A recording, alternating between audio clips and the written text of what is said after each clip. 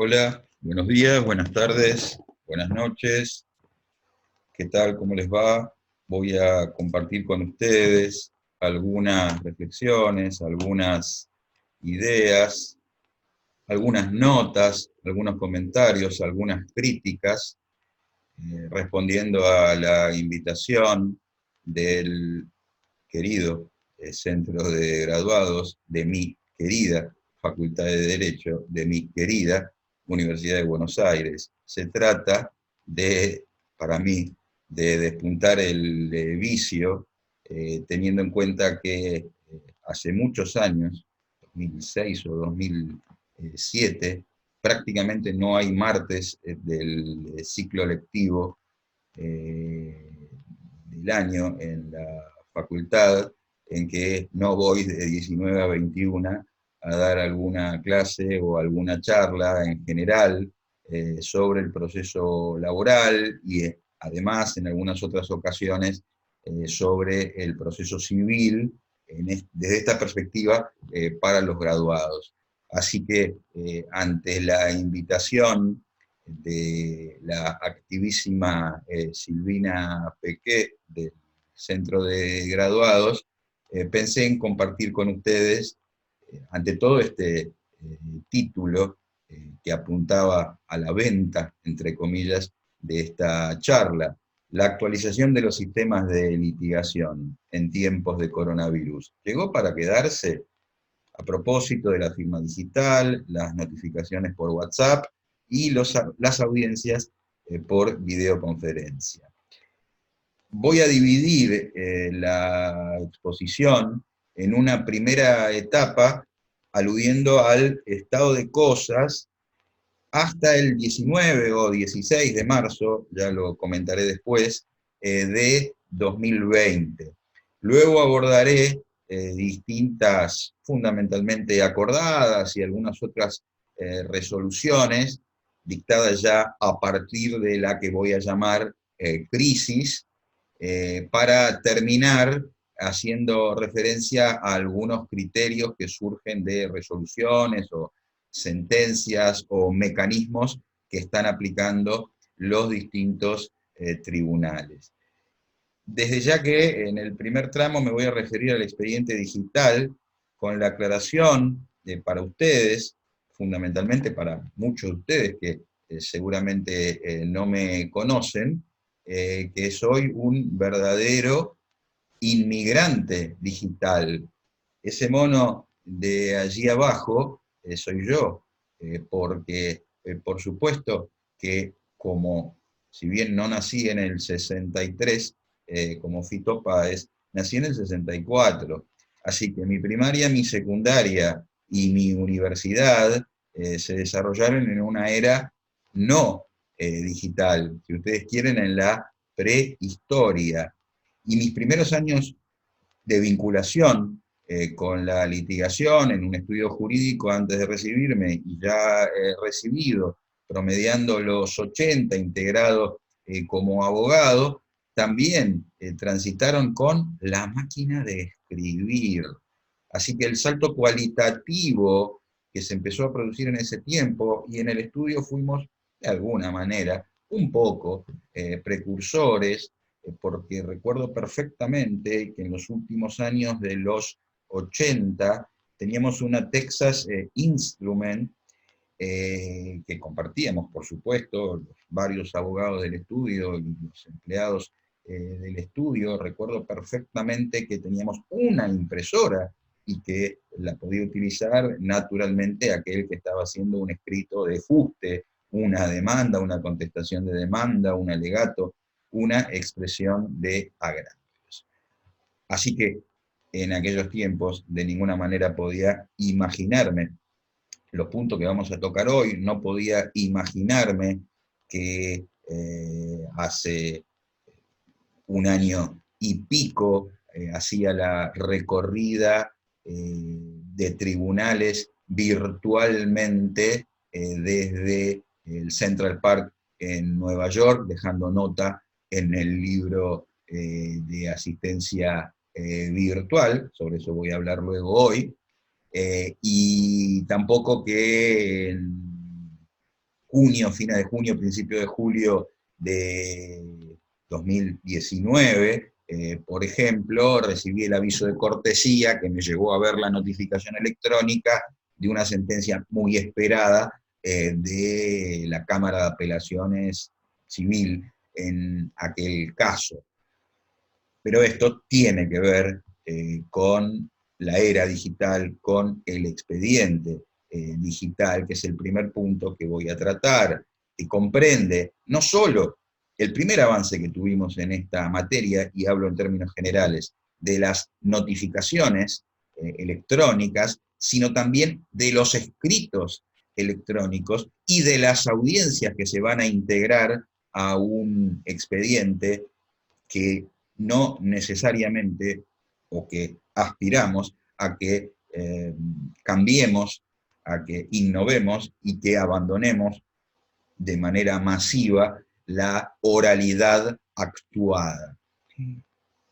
Y que tengamos una verdadera oralidad que esté plasmada en primera instancia por una videograbación y que la cámara la pueda ver también. Allí vamos a tener una oralidad, y hablamos desde la perspectiva de profesores de derecho procesal, también allí de una suerte de oralidad filmada.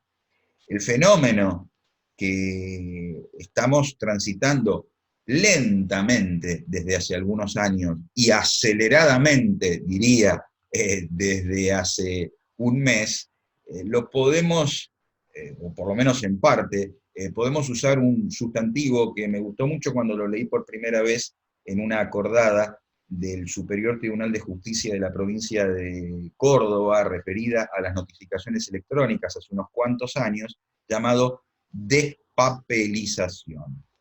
Bien, ¿cómo funcionan las cosas en la actualidad?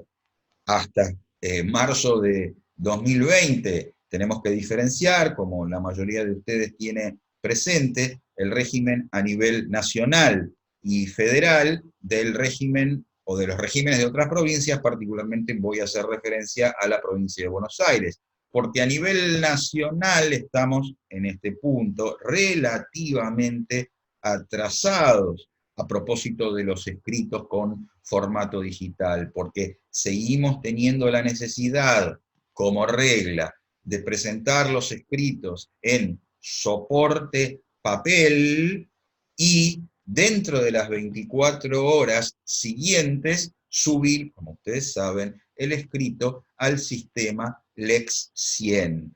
Y aprovecho para hacer una pequeña aclaración, por supuesto esto cuando funciona el sistema, aunque en realidad el sistema funciona la mayor parte de los días, y si alguno de ustedes no está de acuerdo, podemos discutirlo, o si quieren hacer algún comentario, reflexión, opinión o crítica, compartí con ustedes el mail, el correo electrónico institucional mío en la facultad, así que estoy a vuestra disposición. Digo, pero si uno hace una estadística, en general, la mayor parte de los días el sistema funciona, muchas veces con lentitud. Me consta que eso se está tratando de superar y de modificar, aunque hay dificultades. Por supuesto que lo reconozco y las padezco. Primera aclaración. Segunda aclaración.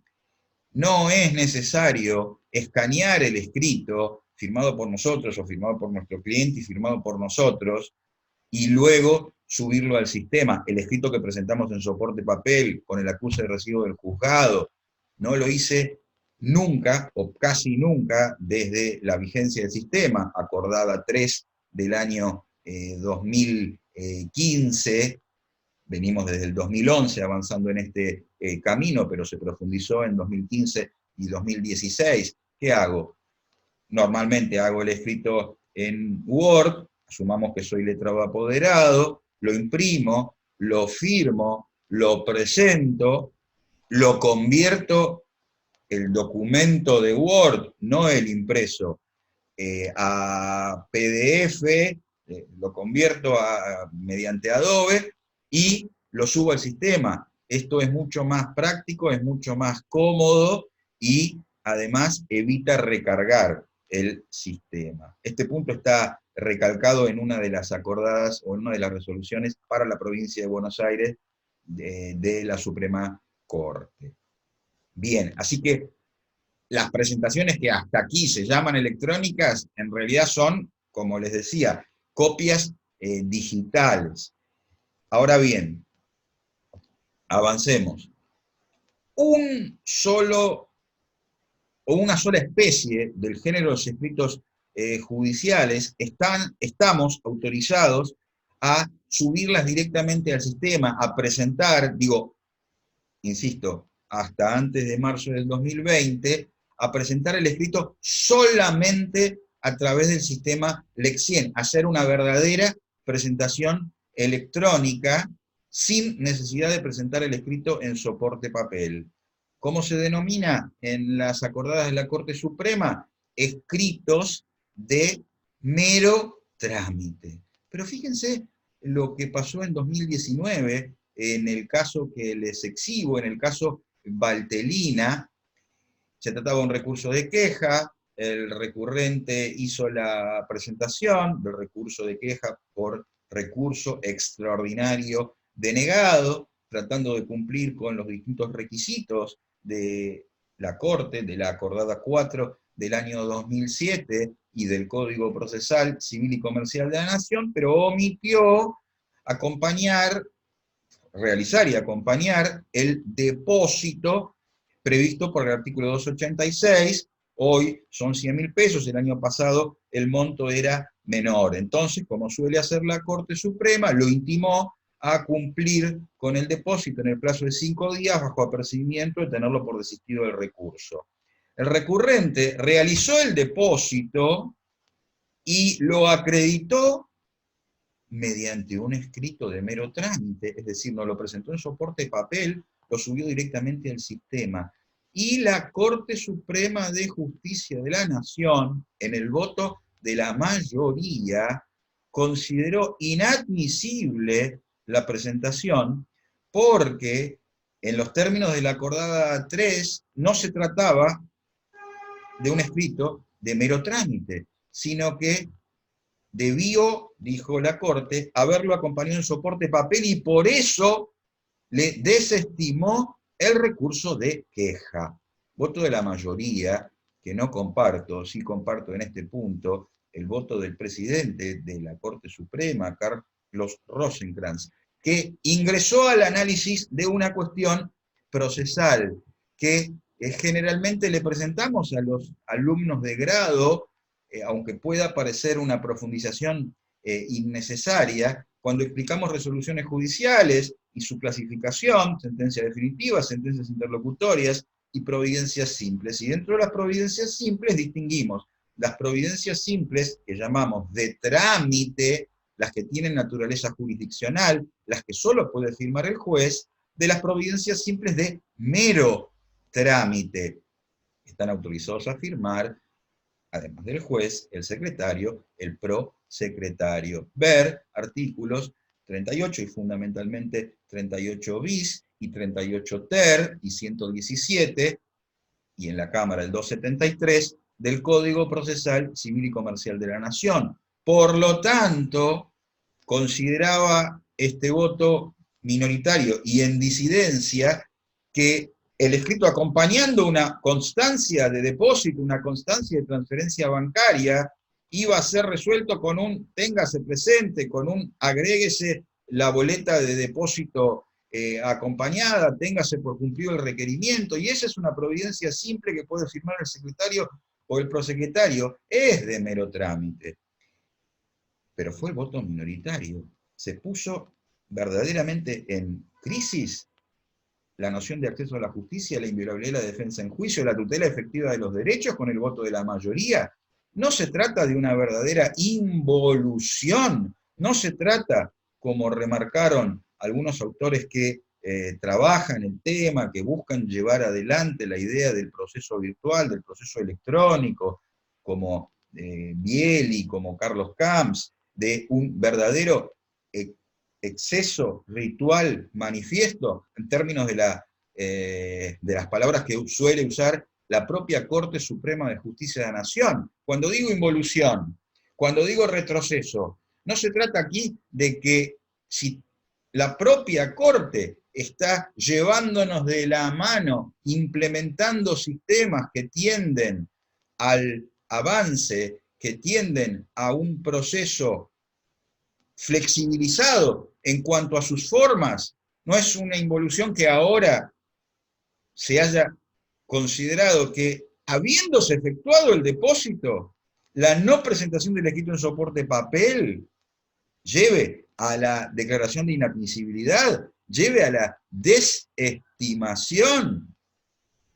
Es tiempo, ya hace muchos años, pero sigue siendo tiempo, especialmente para generaciones como la mía, de replantearse las cosas, de pensar en un cambio de paradigma, y a la fuerza últimamente, de internalizar nuevas conductas, de internalizar nuevos hábitos. Porque lo contrario nos hace dudar en un régimen como el de la Acordada 3 del 2015 a los abogados acerca de cómo va a interpretar cada juzgado la presentación de un escrito por vía del sistema, especialmente, claro, si puede tener algún vencimiento o podemos tener alguna urgencia en que lo despachen. Y he verificado esta discordancia en las interpretaciones en la justicia del trabajo, en algún juzgado de una manera, en otro juzgado de otra, en la justicia civil, patrimonial, en la justicia comercial, una posición bastante dura en la justicia federal, civil y comercial, por ejemplo. Así que es un llamado de atención, es una alerta. Punto que fue advertido en la provincia de Buenos Aires en 2017 y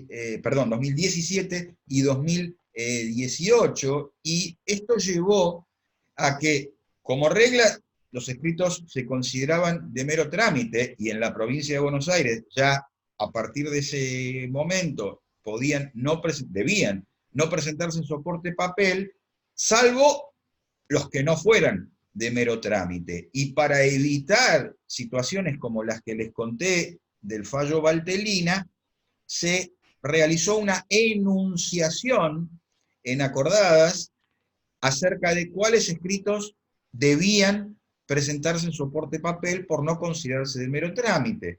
Como ven en la pantalla, en la enunciación, fundamentalmente tiene que ver con los escritos de mayor carga, de mayor jurídica, de mayor fuste, demanda, contestación de demanda, excepciones y su sustanciación, incidentes y su sustanciación, planteo de medidas cautelares, y escritos o presentaciones vinculadas con modos anormales de terminación del proceso, como el desistimiento del derecho, como un acuerdo conciliatorio, un acuerdo transaccional, o eventualmente un allanamiento.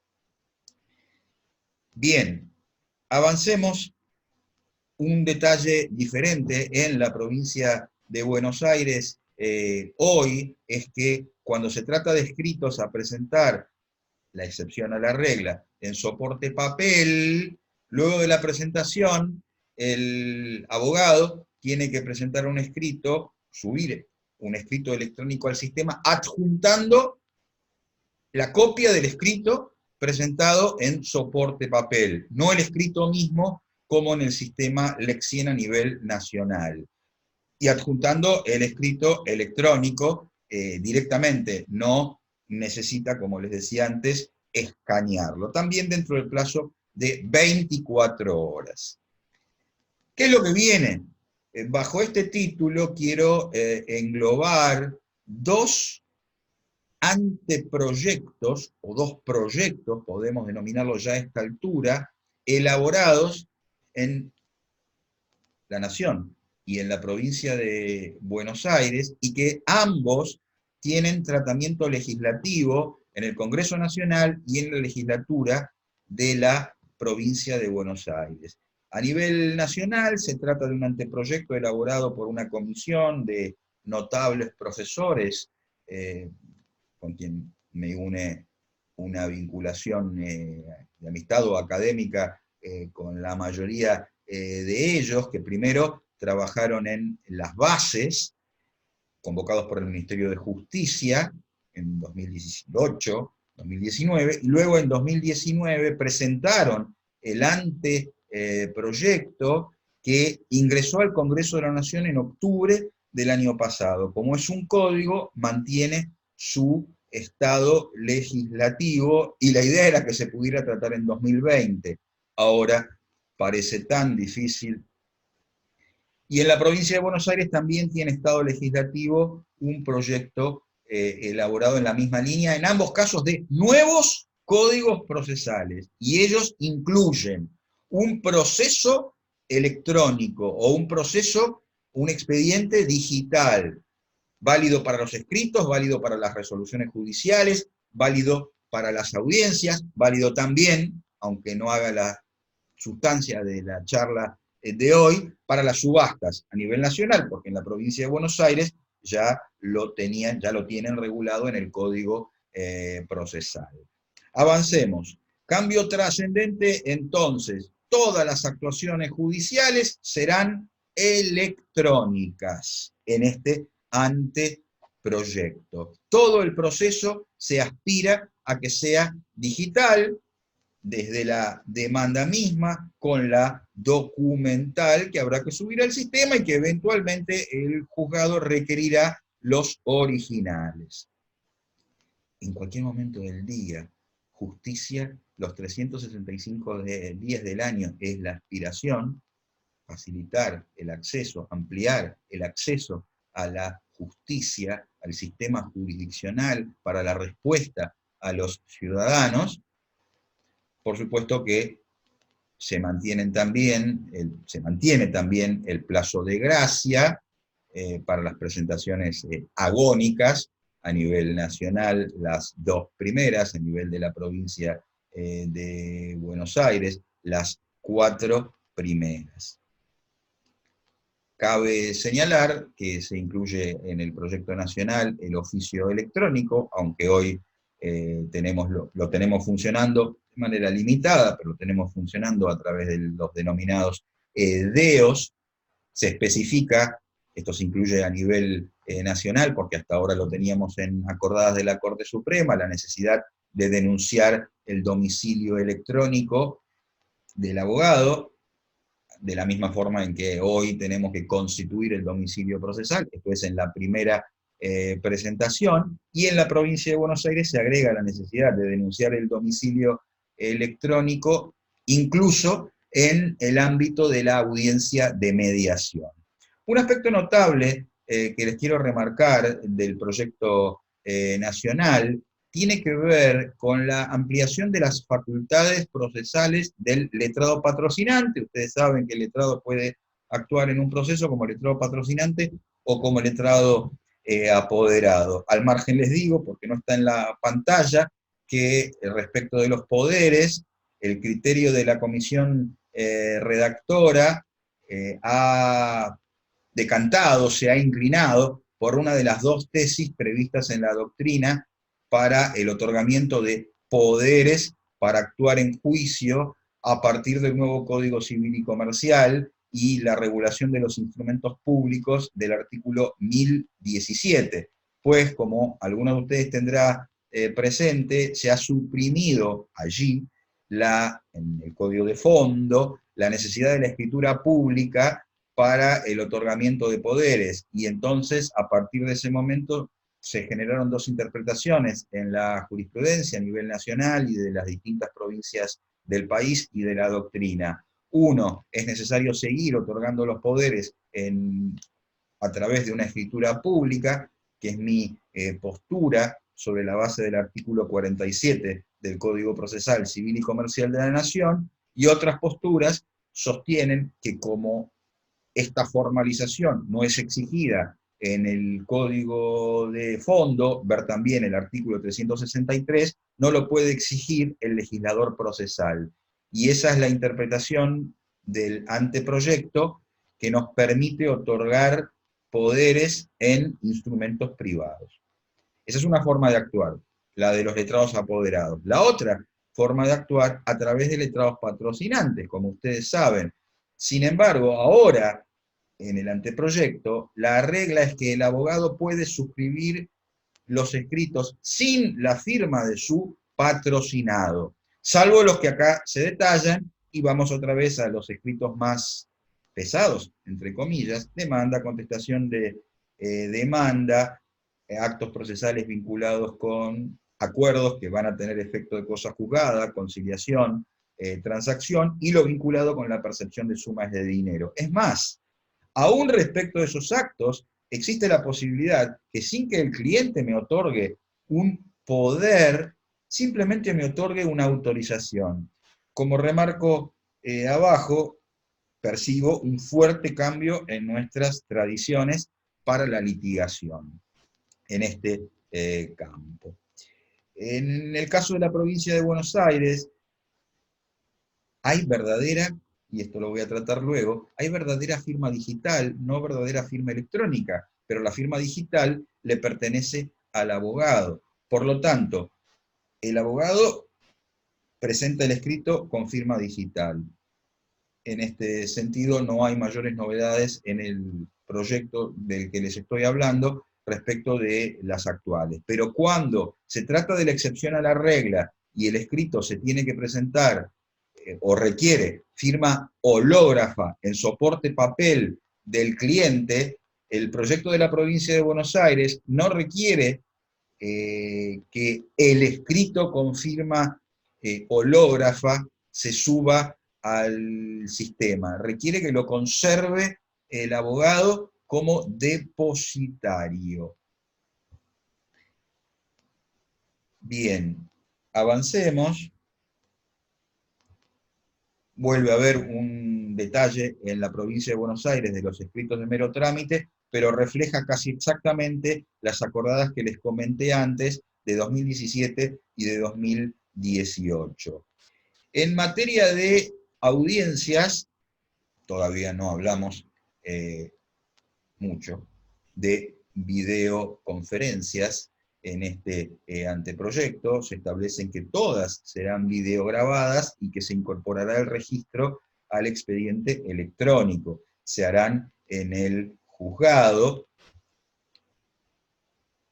y todos los incidentes o incidencias que se desarrollen en la audiencia deberán resolverse en el curso de la misma audiencia. Esta es otra de las notas centrales del anteproyecto nacional, que gira en torno de la economía procesal, de la concentración, pero particularmente en este punto de la inmediación. Otra vez se establece con fuerza, como ya venía, como ya viene estando regulado en el Código Procesal, la imprescindible presencia del juez en las audiencias.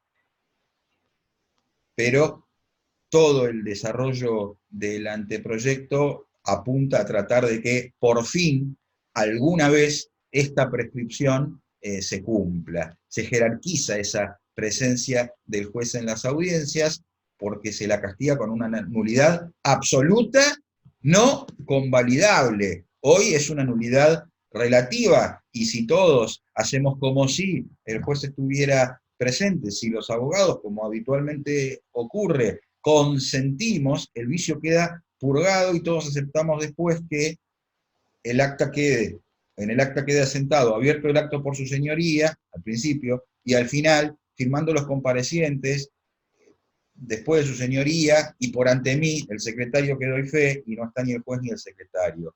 Esto, en una audiencia video filmada, ya no será posible. Y por otro lado, a favor de la transparencia del Poder Judicial en un sistema republicano de gobierno, se establece la necesidad de publicar la agenda de audiencias del juzgado. Algunas novedades más del anteproyecto de Código Procesal, Civil y Comercial a nivel de la Nación, antes de compartir con ustedes algunos puntos relativos a la firma digital y a la firma electrónica, e ingresar ya derechamente a marzo, abril y casi mayo de 2020. En el anteproyecto nacional hay diversas referencias a, ahora sí, las notificaciones electrónicas. Tema que tenemos bastante conocido y ya con bastante experiencia, pero voy a aprovechar para hacerles algunos comentarios. En el anteproyecto sigue siendo la regla general la notificación por Ministerio de la Ley o notificación automática, pero una novedad: deja de ser necesario hacer la recorrida virtual para dejar nota, para dejar registrada nuestra compulsa los martes y viernes, si el expediente no está en letra, porque dice que el proyecto, que la notificación no se producirá cuando el expediente no estuviera disponible para la consulta en línea, regulado de manera similar en la provincia de Buenos Aires. Otra novedad es que las notificaciones por cédula dirigidas al domicilio electrónico, las solemos llamar notificaciones electrónicas o cédulas electrónicas, como regla, en esa larga enunciación del actual 135, se realizarán de oficio. Y se hacen algunos pequeños cambios, pero que no son sustanciales en esta materia. Sí me importa remarcarles que se suprime el antiquísimo, el arcaico sistema de remisión del expediente al despacho para notificar las vistas a los funcionarios o magistrados del Ministerio Público, al fiscal, a la Defensoría de Menores Incapaces, a la Defensoría Pública Oficial. Ya no vamos a ver más como regla general a los ordenanzas con carretillas recorriendo la Plaza Lavalle y las manzanas de la ciudad de Buenos Aires, que separan las fiscalías, las defensorías de los juzgados, cargando expedientes en soporte papel. Serán notificados electrónicamente como el resto de los intervinientes procesales. Esto de manera generalizada. También se han suprimido los sistemas de notificación llamados además de por recepción del expediente en el despacho, de notificación personal. En cuanto a las cédulas dirigidas a personas que no tienen domicilio electrónico, porque es el demandado y es la notificación del traslado de la demanda, o es un testigo, a nivel nacional seguimos teniendo que usar el soporte papel en el anteproyecto. En la provincia de Buenos Aires hay algún detalle diferente, porque cuando es cédula en soporte papel que no requiere acompañar copia, se remite por vía electrónica, la imprime el juzgado y la remite a la oficina de notificaciones para su trámite, para su diligenciamiento. Otro detalle diferente en el ámbito de la provincia de Buenos Aires, en el anteproyecto. A nivel nacional, cuando libro la cédula electrónica, ese día, como librador, como emisor del mensaje, quedo notificado, igual que en la regulación del Código Procesal 136, 137. En cambio, en la provincia de Buenos Aires quedaré notificado como emisor de la cédula, quedaré notificado, ahí lo tienen en el último párrafo en pantalla, el día martes o viernes siguiente a aquel en que despaché la cédula en el sistema. Bien, y voy a ir redondeando este capítulo de la charla, porque quiero pasar inmediatamente a algunas acordadas de la Corte Suprema de Justicia de la Nación, ya ingresando al periodo que nos ocupa. Primero, la referencia a la nota digital. En este contexto, les quiero decir que desde el 16 de marzo, desde el 18 de marzo en rigor de verdad, desde el año 2020, tenemos una acordada de la Corte Suprema de Justicia de la Nación, que ha ampliado los horarios para dejar nota. Concretamente, tenemos un nuevo horario de 7:30 como antes, pero ya no hasta 13:30, es una gran comodidad. Es hasta las 20 horas. Y este punto excede la feria extraordinaria, excede las ferias, está dictada la acordada con vigencia hacia el futuro. Así que es una pequeña comodidad para la litigación. Ahora sí, la crisis, la pandemia, el coronavirus y los tiempos que corren. Primero, veamos un pequeño recorrido que evidentemente todos ustedes tendrán presente, de cómo se vienen dando, cómo se vienen desarrollando las ferias extraordinarias y qué pequeñísimos avances hay para la litigación. A nivel nacional, Corte Suprema de Justicia de la Nación. En primer lugar, recuerden ustedes que el aislamiento preventivo, social y obligatorio tiene vigencia a partir del 20 de marzo, pero ya desde unos días antes había una serie de restricciones, por lo tanto la Corte dictó una primera acordada estableciendo días inhábiles, que no eran feria extraordinaria, pero aquí hay una diferencia técnica que no es sustancial, de modo que no me voy a detener allí. Se declararon días inhábiles, pero inmediatamente se superpuso la primera acordada, dictada con posterioridad al primer DNU del Poder Ejecutivo, estableciendo ahora sí feria extraordinaria. ¿En qué condiciones? Bueno, como en todas las ferias, existe la posibilidad de solicitar la habilitación de la feria, 153 y concordantes del Código Procesal, pero por cuestiones urgentes que en general son interpretadas de manera bastante restrictiva por los órganos jurisdiccionales. Allí se denunciaron algunos asuntos típicos, asuntos de familia, y al lado de los asuntos de familia, y yo lo enfoco desde una perspectiva del proceso civil, asuntos de violencia familiar, de violencia de género, y amparos particularmente en materia de derecho de la salud.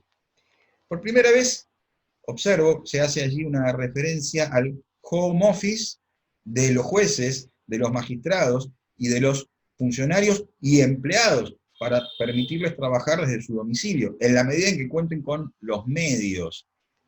Por lo menos en los primeros días o en las primeras semanas hubo escasísimo desarrollo sobre este punto. Y también se menciona allí el sistema de videoconferencia para las audiencias del proceso penal.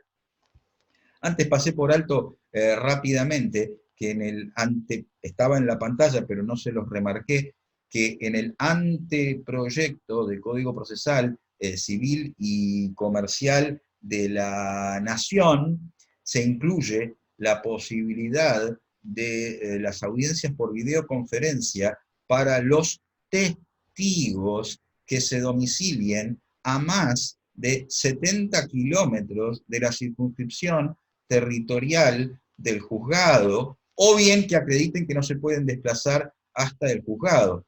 Observen ustedes para el primer punto la distancia que se va a reemplazar el arcaico, vetusto y burocrático y arduo y difícil sistema para producir pruebas fuera de la circunscripción territorial en base al oficio a librar en los términos de la ley 22.172, con las exigencias de los artículos 453, 454 del Código Procesal, ofrecer la prueba testimonial y detallar el interrogatorio en la demanda o en la contestación, sustanciarlo con la contraria, que se resuelva la incidencia, todo ello por escrito, luego librar el oficio, tramitarlo en la circunscripción correspondiente, denunciar el juzgado donde quedó radicado y las audiencias aquí en Buenos Aires, etcétera, etcétera, etcétera, etcétera.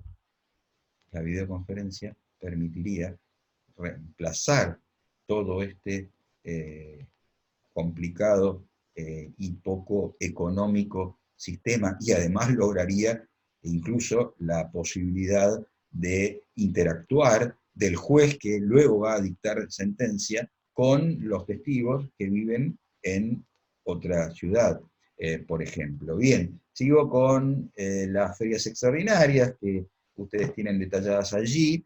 Se incorporó en la que llegaba hasta el 26 de abril el detalle de la protección de personas con discapacidad, de los procesos vinculados con ellas, para justificar la habilitación de feria, y en la última, la que está vigente hoy, noto algunos detalles interesantes respecto a los cuales ya había avances mayores en la provincia de Buenos Aires, al facultarse a los distintos fueros a ampliar las materias a tratar durante la feria extraordinaria, pero esto será decidido en cada fuero, y noto una insistencia, si ustedes quieren, en habilitar el trabajo remoto, en habilitar el trabajo a distancia, para lo cual es necesario que cuenten con los medios tecnológicos disponibles. Esto me parece que en la medida en que no es previsible que en el cortísimo plazo podamos reanudar nuestra actividad de litigación normal, es verdaderamente imprescindible. Ahora bien, voy a avanzar sobre el concepto de firma digital antes de seguir este recorrido por las acordadas. ¿Por qué? Quiero hacer algunas precisiones en esta materia. Porque en las acordadas que les voy a presentar en unos momentos, se trata de manera similar, como si fuera lo mismo, el concepto de firma digital y el concepto de firma electrónica. No dudo que la Corte Suprema tiene claro que no es lo mismo. Quiero remarcarles algunas diferencias y después voy a terminar con una conclusión que anticipo. Pese a esta disquisición técnica, no es momento para detenernos en ella.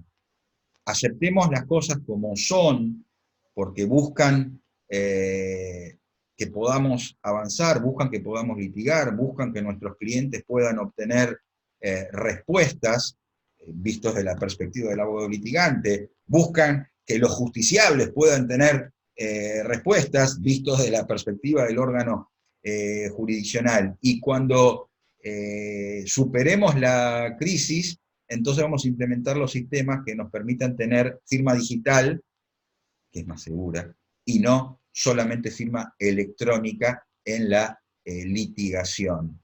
Estoy recogiendo una idea que planteó un especialista sobre la temática, Horacio Granero, en un trabajo que leí hace unos cuantos días. ¿Por qué digo? ¿Por qué me quiero detener acá? Porque veamos el Código Civil y Comercial, que ya introduce la noción del documento electrónico, que puede entonces un contrato plasmarse en un documento en soporte papel, pero es absolutamente válido también que conste en otro tipo de registros, como ustedes saben, en un registro de audio, en un registro de video. Se plantea la clasificación entre instrumentos públicos e instrumentos particulares. Dentro de los particulares aparecen los particulares firmados y los particulares no firmados. Ahora bien, cuando se genera un instrumento por vía electrónica, dice que el requisito de la firma queda cumplido con una firma digital, no una firma electrónica, que tendrá mayor o menor valor probatorio, pero en principio el documento con firma digital tiene un alto valor probatorio. La temática en el Código Civil y Comercial está introducida, como ustedes saben, desde su vigencia en el año 2015, pero firma electrónica y firma digital aparecen por primera vez en nuestro régimen jurídico en otra crisis, en la del 2001-2002, con la ley de firma digital, la ley 25.506. Y allí es donde observamos la caracterización de qué es firma digital y qué es firma electrónica, y qué valor probatorio tiene un documento digital o electrónico, Es decir, un documento con firma digital y un documento con firma electrónica. La firma digital requiere que al documento se le aplique un procedimiento matemático, un hash, que permite asegurar la autenticidad, asegurar la identidad del firmante y detectar cualquier alteración. Para obtener una firma digital es necesario la autorización, la certificación de una autoridad pública que otorga una clave. Tardamos muchos años en empezar a desarrollar o a reglamentar esa ley. En 2007 se licenciaron como autoridades certificantes a la AFIP y al ANSES, pero a nivel de la justicia nacional todavía no tenemos esas claves, sí las tienen en la provincia de Buenos Aires, tanto los abogados a través del token como los magistrados hoy tienen firma digital. Por eso están pudiendo avanzar más que aquí en el ámbito de la litigación en la justicia nacional y en la justicia federal.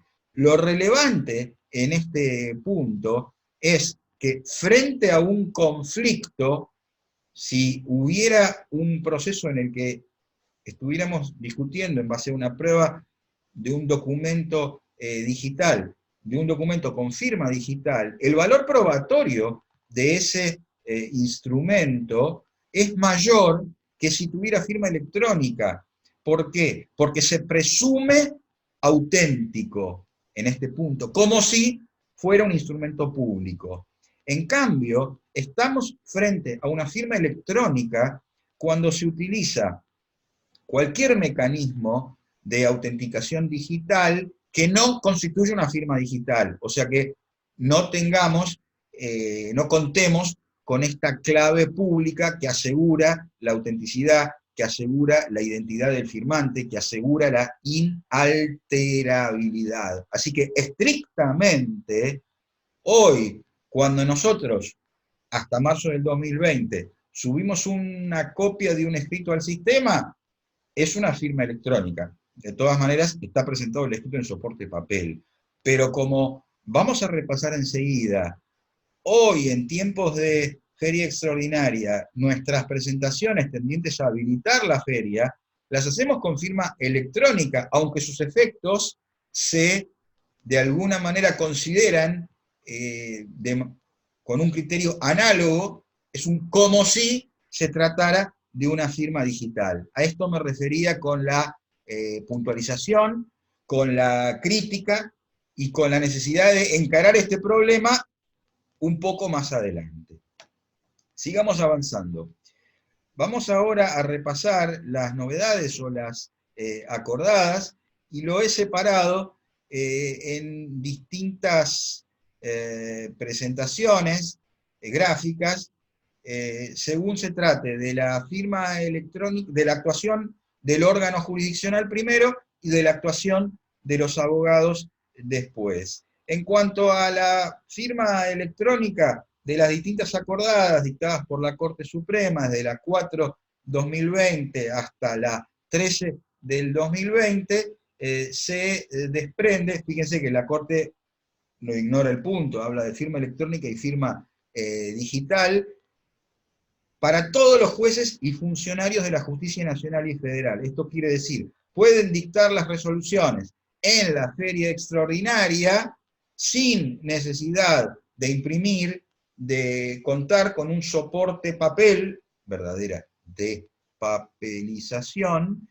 y la suba al sistema LEX 100 de esa resolución nos permitirá conocerla, y las resoluciones serán perfectamente válidas, por una parte.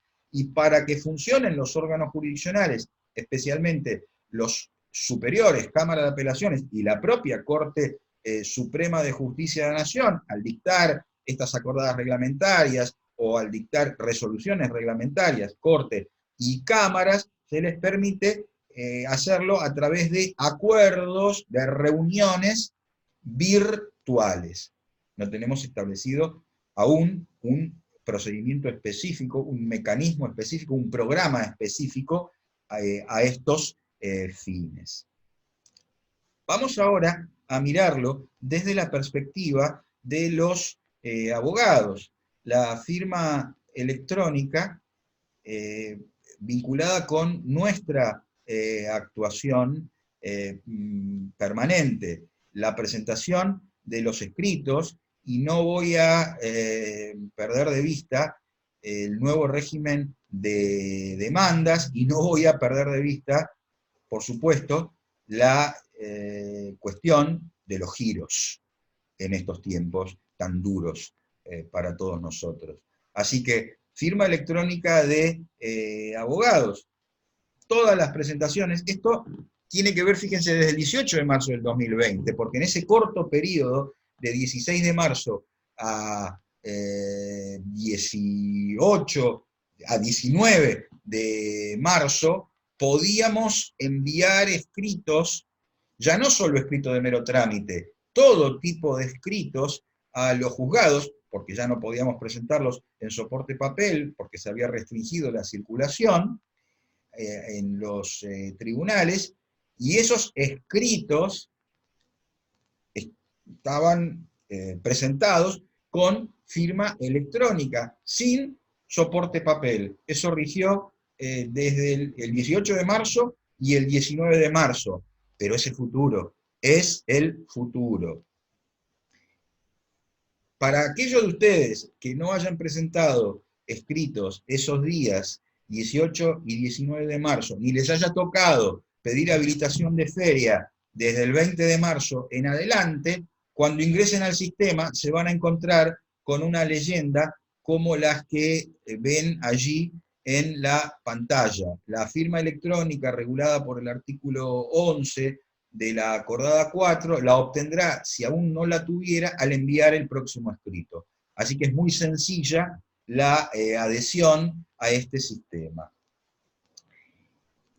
Vamos ahora, entonces, al nuevo régimen, precario aún, provisorio aún, para la presentación, en los términos planteados por la Corte Suprema, para la presentación de demandas, en principio, en los distintos fueros, y recursos de queja, sea por apelación denegada ante las distintas cámaras, por supuesto que sigo a nivel nacional, sea por recurso extraordinario denegado ante la Corte Suprema de Justicia de la Nación.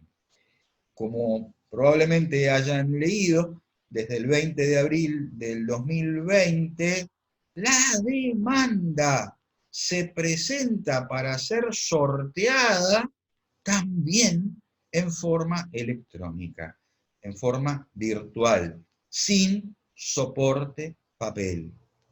¿De qué manera? El formulario de inicio que ustedes encuentran en la página del Colegio Público de Abogados, en la página del Poder Judicial de la Nación, debe llenarse, imprimirse, firmarse en soporte papel de manera hológrafa y luego remitirse por correo electrónico al fuero que corresponda. Allí tienen algunas de las direcciones, las principales direcciones de correos electrónicos a tener en cuenta a nivel nacional para remitir este correo, adjuntando el formulario de inicio.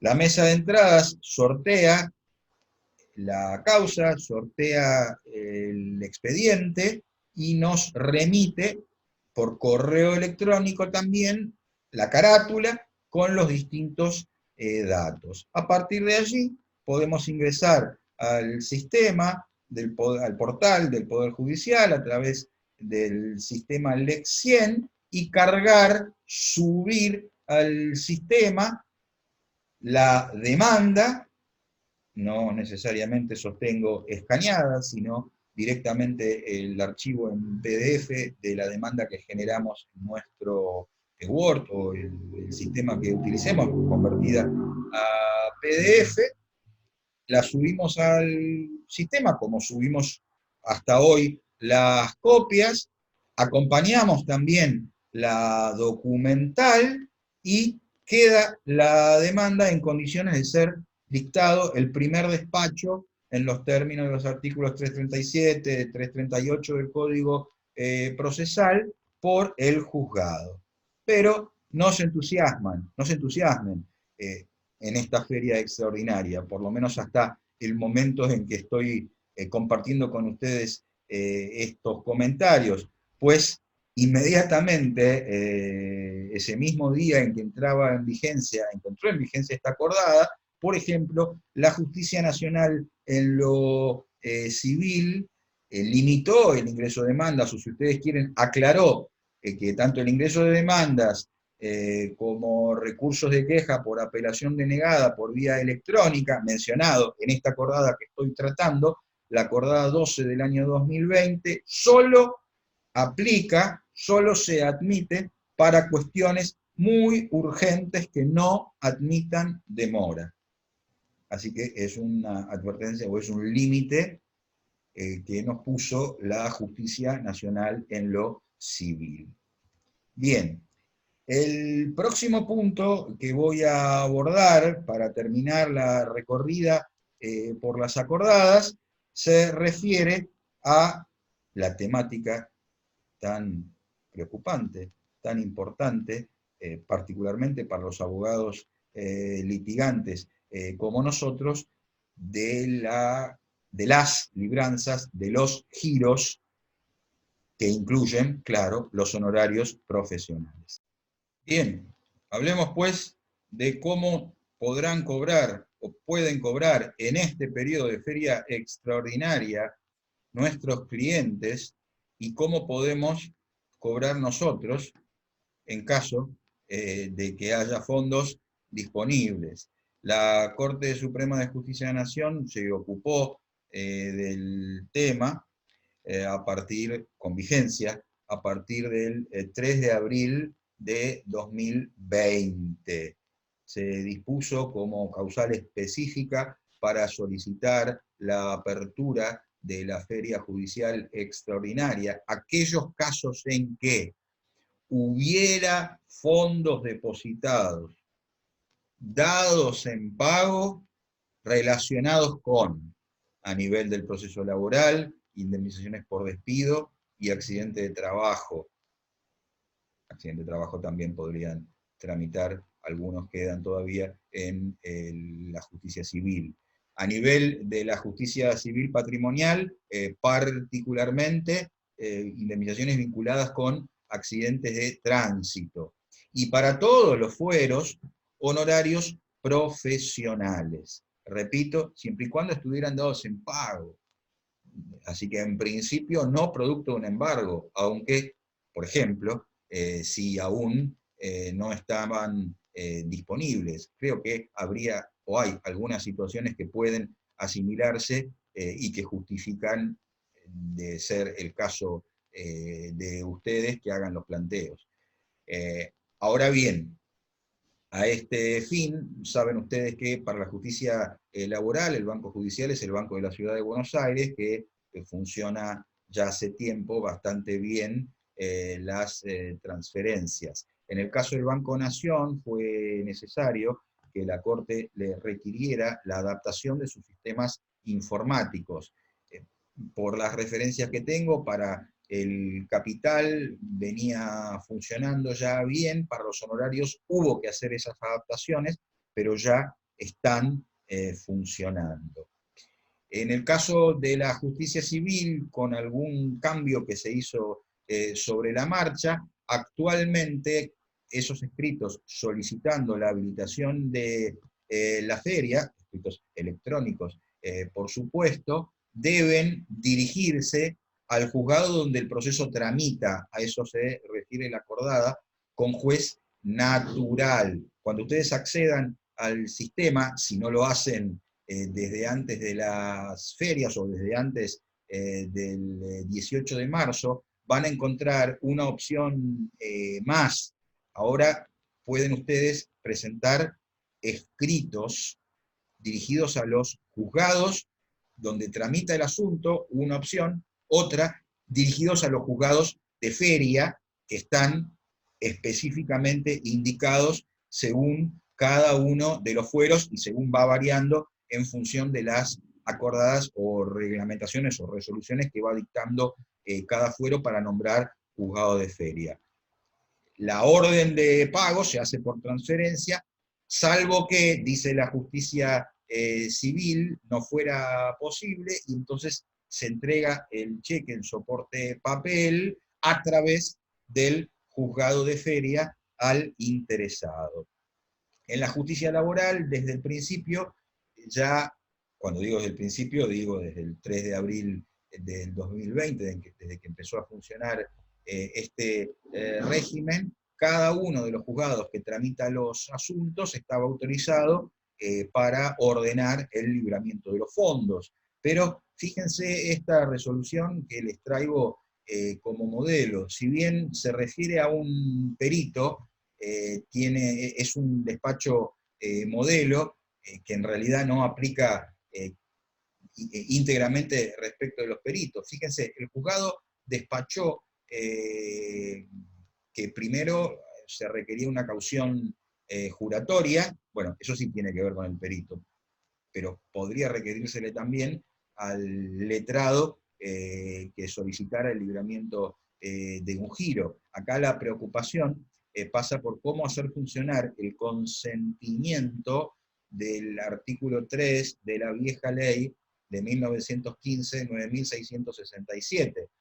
Perfectamente se puede liberar una notificación electrónica a todos los intervinientes para lograr ese consentimiento, y comunicar la resolución que habilita la feria, en realidad, por notificación electrónica, con lo cual el que quiera oponerse estaría habilitado. Ahora, el punto es, si estoy solicitando un giro en laboral por un pacto de cuota litis, fíjense lo que exige esta resolución modelo. Deberá consignar la existencia o inexistencia de pacto de cuota litis, por una parte, o bien la actuación de uno o más coletrados, esto que es tan común en el fuero, o si una representación letrada anterior, indicando los nombres de los ex letrados actuantes, y deberá acompañar la conformidad de todos ellos, coletrados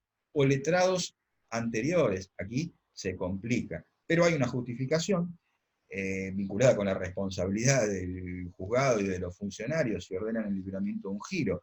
Motiva la presente el hecho de que se está trabajando de modo remoto sin poder tener constancia del expediente en formato digital, del que podrían surgir embargos anotados u otras cuestiones. Aquí entiendo que no tienen el expediente físico para este despacho, pero sí el expediente en formato digital. Me parece que allí hay implícita una duda acerca de que el expediente digital puede no estar completo. Bueno, en este momento, en esta emergencia y en la transición hacia un expediente, un verdadero expediente digital, esto es comprensible, pero hacia el futuro, evidentemente, este tipo de dificultades tendremos que superarlas. Muy bien. Ahora sí quiero compartir con ustedes algunas resoluciones de muchas otras que se han venido produciendo en estos días, en estas semanas que estamos viviendo,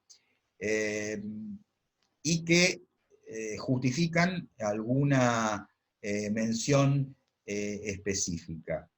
Lo voy a dividir en primer lugar, una referencia a notificaciones. En punto a las notificaciones, lo primero es una resolución de San Martín, de la Justicia Federal, en el ámbito de la provincia de Buenos Aires, porque se trataba de un amparo que, en este caso, veamos, era necesario notificar cuanto antes un amparo de salud, una resolución del 2 de abril, y se dispuso una medida cautelar, una medida innovativa, específicamente referida a otorgar la cobertura de enfermería durante las 24 horas a una persona de capacidad, una niña, y con discapacidad, y entonces era necesario notificar a la demandada, que no estaba presentada, que no tenía domicilio electrónico, y habitualmente lo hacemos por oficio, firmado por el juez o firmado eventualmente por el secretario, pero aquí se trató el tema como si se tratara de un oficio liberal en los términos del artículo 400 del Código Procesal, es provincia de Buenos Aires, pero es justicia federal, esto es, firmado por el letrado. Un pequeño avance, un pequeño gesto de confianza hacia el letrado, pero que acá vale la pena hacer notar para la agilización de la notificación, para la tutela efectiva, para la protección del derecho a la salud involucrado. Un avance mayor, una novedad más importante también aparece en el ámbito de la provincia de Buenos Aires, pero en la justicia local, específicamente en la justicia de paz, en el caso que les muestro, en la localidad de General La Madrid, provincia de Buenos Aires. Voy a usar esta resolución judicial en dos planos. Primero, para la notificación, tratándose de un proceso de alimentos de naturaleza, entonces, vinculada con la subsistencia, de allí las razones de urgencia, que no deja de apreciar el juez, y fíjese lo que nos dice en esta línea: el presente trámite urgente se vería detenido sin la posibilidad de comunicar la demanda en formato papel al domicilio real del demandado, como indica el código del traslado de la demanda, acto esencial vinculado con la garantía de la inviolabilidad de la defensa en juicio de la persona y de los derechos, con el principio de contradicción. Pero ya preveía que el aislamiento iba a continuar, y entonces la idea era no demorar la notificación. Se trata de una noción muy cara en los últimos años a los procesalistas de flexibilización de las normas procesales, de flexibilización del principio de formalismo, sin mengua de los derechos del demandado, y tomando como modelo disposiciones que ya había tomado la Suprema Corte de Justicia de la Provincia de Buenos Aires para procesos penales vinculados con violencia familiar o de género, para procesos, no solo procesos penales, vinculados con violencia familiar o violencia de género, tomó esa matriz y entonces ordenó la notificación de la demanda por WhatsApp, estableciendo un régimen o unas previsiones bastante específicas, un detalle de cómo debía actuar el secretario, comunicándose para la emisión de este mensaje con el destinatario, asegurando la identidad del destinatario, advirtiéndole que le iba a enviar un WhatsApp con un PDF, luego chequeando la recepción de esta notificación, tomando todos los recaudos para evitar la nulidad de la notificación, pero llevando adelante, me parece a mí, su rol con la máxima seriedad. Me refiero al juez. Por un lado, a propósito de las notificaciones. Por otro lado, otra pequeña referencia, aunque no quiero dejar de hacerla, tiene que ver ya con firma electrónica o firma digital en el campo de la Cámara, de la actuación de la Justicia Nacional, en el campo de la Cámara Comercial. No conozco las razones por las que este expediente fue tratado por la sala de feria, no se desprende del texto, pero sí lo que quiero remarcar, así como hablamos de firma electrónica de los abogados y de firma electrónica de los jueces, aquí la interpretación ha sido, dictamos esta resolución y hágase saber que la confirmación electrónica, enter, para subir la presente resolución al sistema LEX 100, importa en el marco de la acordada 4, la firma electrónica de los integrantes de la sala de feria. Y luego, eventualmente, se imprimirá y se certificará la resolución y se incorporará al expediente en soporte papel. No hay todavía despapelización, pero esto permite agilizar el dictado de las resoluciones. Así que vale la referencia. Y por último, en este recorrido, quiero hacer referencia a las audiencias que se están celebrando de manera virtual o de manera telemática en distintos ámbitos. Primero vuelvo al ejemplo de esa resolución en ese proceso de alimentos en la Madrid, provincia de Buenos Aires, porque allí, como ustedes saben, no hay un traslado de la demanda para contestar la demanda en las regulaciones procesales del Código Procesal. Es a los efectos de una audiencia de conciliación, de eventualmente absolución de posiciones, en el proceso de alimentos, digo, y para que el demandado pueda ejercer su derecho de defensa ofreciendo ciertos medios de prueba. En este caso se fijaron las audiencias, no una, porque como había restricciones de acercamiento dispuestas respecto del demandado, se fijó un día audiencia para la actora, otro día audiencia para la demandada, pero lo relevante es que ya se preveía en la fecha del dictado de la resolución que al tiempo de la audiencia quizás se prorrogara el aislamiento. Entonces la clave es, las audiencias se celebrarán por videoconferencia, mediante la aplicación Teams de Microsoft, para lo cual se adjuntaron los instructivos que proporciona, porque el sistema lo proporciona la Suprema Corte de Justicia de la provincia de Buenos Aires, y entonces se adjuntan en las notificaciones para desarrollarlas conforme este sistema de videoconferencia, o bien a través de algún otro, si tuvieran dificultades para conectarse las partes, a través de algún otro, como por ejemplo, un sistema alternativo, WhatsApp, o el que estoy usando para compartir esta charla con ustedes, que es el sistema o que es la app de Zoom. Quiero decir aquí que, como leía esta mañana,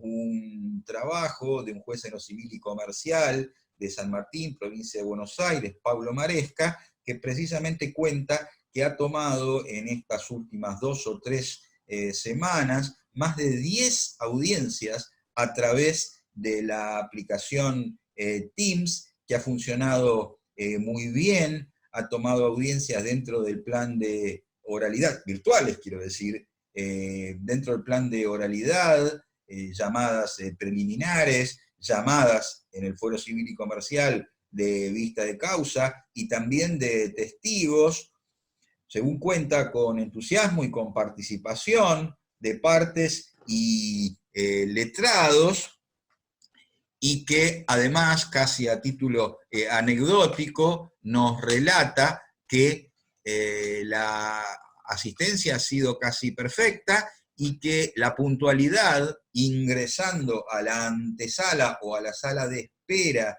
de las reuniones virtuales, con distintos nombres según las distintas aplicaciones, ha sido esa puntualidad mayor a la que se registra habitualmente cuando asistimos a las audiencias a nivel presencial.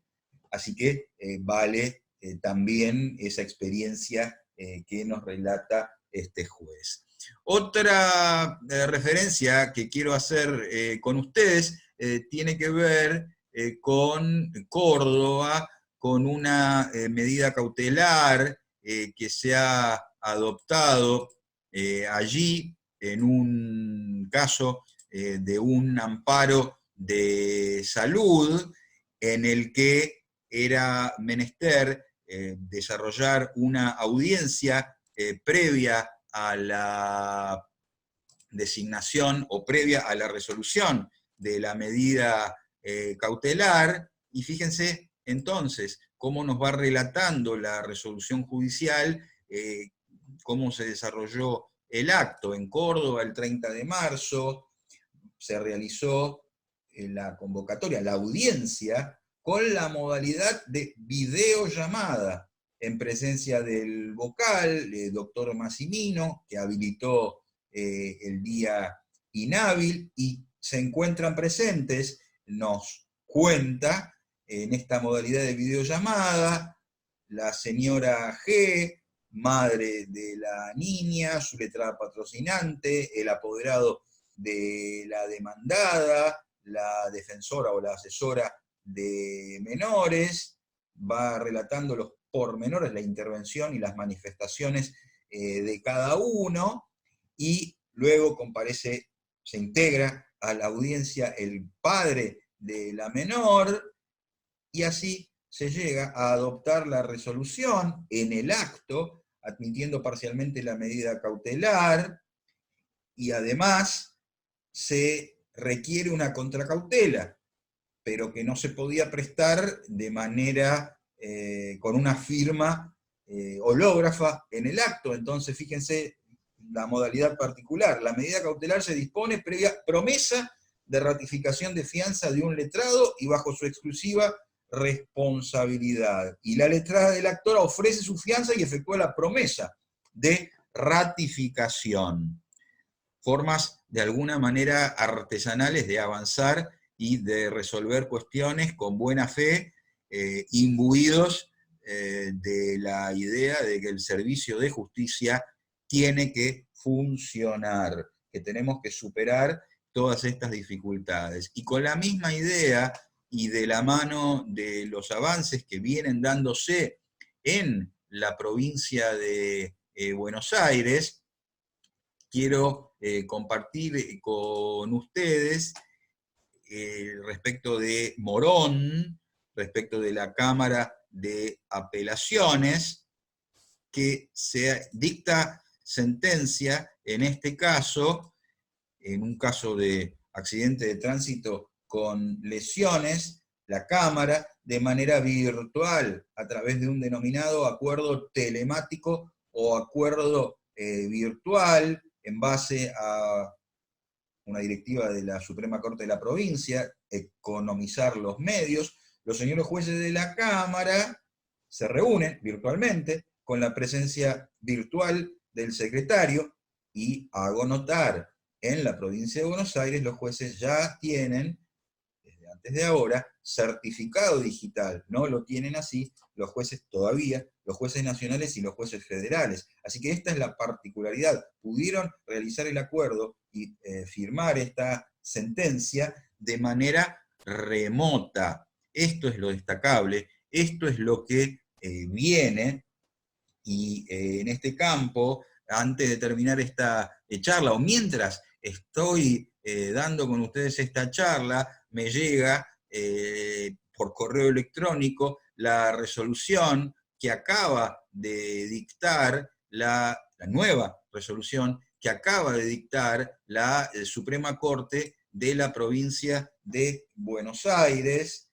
avanzando hacia cierto levantamiento de la feria, parcial levantamiento de la feria continúa, pero los jueces tienen que, y el órgano jurisdiccional en la provincia de Buenos Aires, en civil y comercial, en laboral y en familia, tienen que dictar todas las resoluciones que puedan a distancia, y a partir del 6 de mayo los abogados podemos hacer presentaciones vía token, por supuesto, en los expedientes, y deberán ser despachadas esas presentaciones en la medida en que sea posible a distancia. Se alude a audiencias con modalidades como la que estamos comentando, pero con ciertas limitaciones, no respecto de audiencias de absolución de posiciones, no respecto de audiencias de testigos. pero en todo caso es un avance que vale la pena anotar a esta altura y con estas prórrogas del aislamiento y de la feria.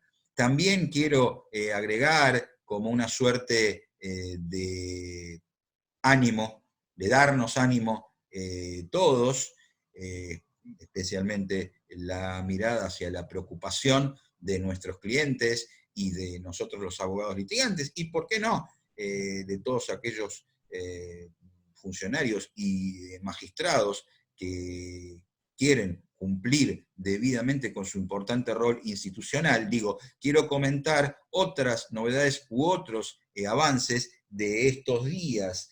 Por una parte, a nivel de la provincia de Buenos Aires, unos días antes que esta última, se dictó un reglamento, un nuevo reglamento, que es la idea que perdure hacia el futuro. Las reglamentaciones de los superiores tribunales se dictan y se aplican inmediatamente, y entonces muchas veces se usa este sistema porque hasta que lleguemos a lograr que la legislatura apruebe los nuevos códigos va a pasar tiempo, pero mientras tanto el reglamento de la provincia de Buenos Aires ya implementa el expediente digital, válido para escritos, válido para resoluciones judiciales, a partir de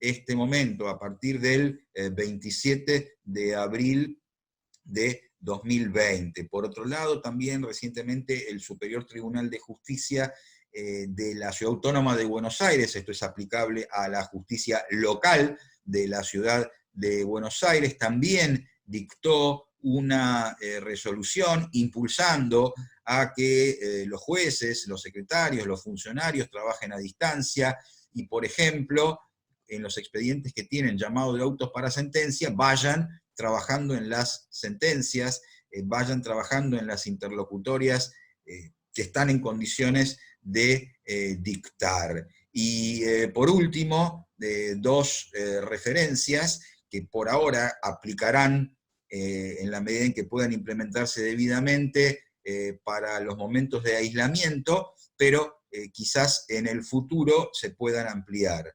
Me refiero a una resolución del Ministerio de Justicia y Derechos Humanos en materia de mediación. Ya están previstas las audiencias de mediación a través de modalidades a distancia. El mediador en su despacho, cada uno de los abogados en su despacho, cada una de las partes, requirente, requerido, en su despacho. Esta es la idea de la resolución, que veremos cómo logra implementarse. Un punto que me preocupa en esa línea es que, además de requerir que todos tengan los medios tecnológicos adecuados, lo cual es posible que se pueda lograr, requiere la conformidad de todas las partes. Así que, sin buena fe, parece que el sistema así regulado no va a funcionar tan fácilmente. Y por último, una resolución, también de estos días, del Ministerio de Trabajo de la Nación, fomentando o implementando las audiencias por medios remotos, las audiencias a distancia, las videoconferencias, para los expedientes que allí estén en trámite o se inicien, lo cual es aplicable, veremos cómo se implementa específicamente, al servicio de conciliación laboral obligatoria. Quiero dejarles entonces esta noticia como expresión de deseos de que funcione, como idea para que, o noticia para que nos dé un poco de ánimo en estos tiempos en los que tal vez el ánimo no esté tan pum para arriba. Así que les agradezco que hayan llegado hasta el final, si llegaron, la paciencia, el interés, y espero que nos encontremos de uno u otro lado del mostrador, litigando o compartiendo una actividad académica de manera presencial dentro de poco. Ha sido un gusto como siempre y hasta otra oportunidad.